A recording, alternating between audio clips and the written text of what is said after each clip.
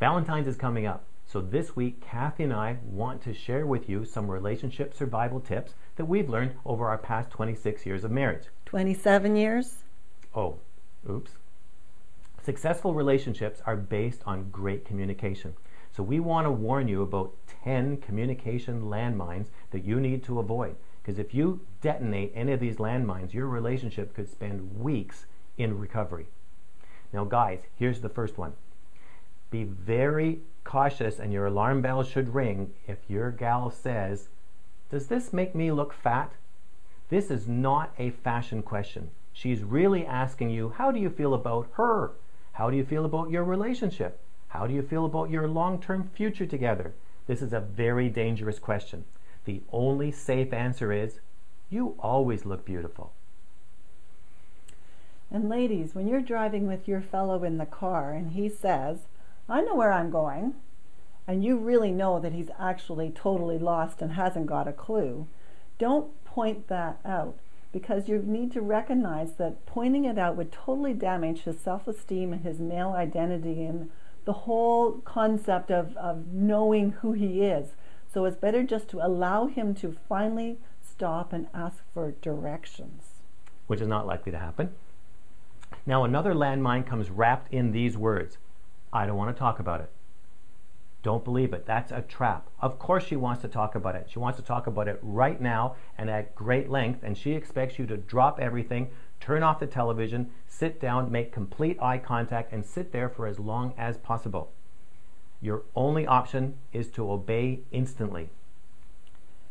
And when he says, "I don't need the instructions, I know how to do it," you just sort of nod and agree with him, but then surreptitiously take the manual yourself and learn it, because you know eventually he's going to throw up his hands in frustration and say, "This is stupid," and then you'll know all about how to put it together.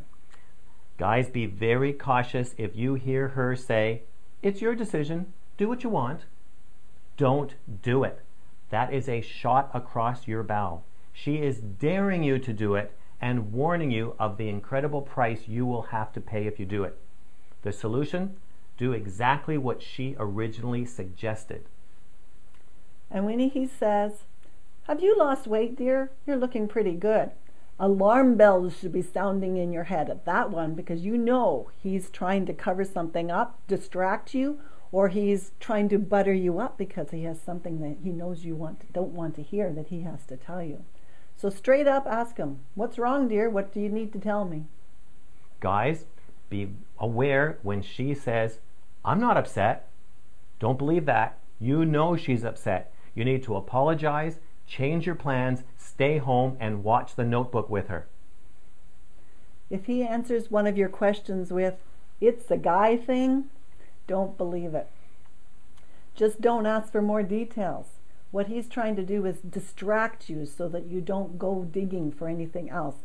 Back off and just let him do his own thing. The most dreaded words a guy can ever hear are, "We need to talk." This means you have already detonated a landmine and you're in big trouble. Now you have to focus on damage control. So, turn off the TV, sit down, allow her to talk, apologize frequently, be very humble and very agreeable and flexible, because how you handle this will determine the future of your relationship. And those famous words, "Yes, dear, I'll do it right away." When you hear that, you know in actual fact that the task you've asked him to do has gone on to the annual to-do list, and the completion date is probably months away. So you're wiser to do it yourself or call in the professionals, because who knows when he'll get around to it. So those are the 10 communication landmines that you need to be aware of and avoid if you want to have a long and successful relationship. So now we want to hear from you. What are your secrets for a great relationship? Just leave your comments in the box below. And if this is your first visit here, be sure to fill out the subscription form right there to subscribe to our free weekly email newsletter. So what are we going to do for Valentine's this year?